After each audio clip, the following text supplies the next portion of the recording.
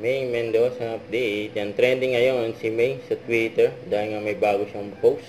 Kasama niya ang kanyang asawa si Arjo Ataide. Yan, nag-karting pa nga sila just sa Japan.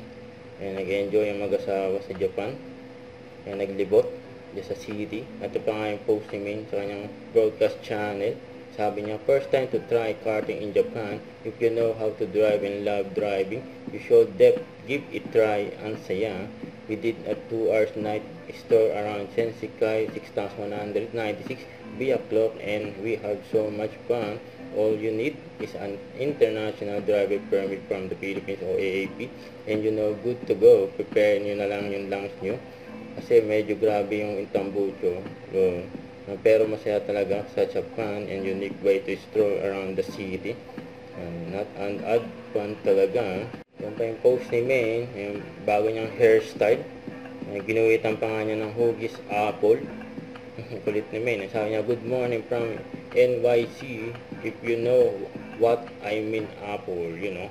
Huwag kalimutan mag-subscribe, click on notification bell for more update. Ito po ang Nick Shore Reaction Vlog. Bye guys, thank you for watching.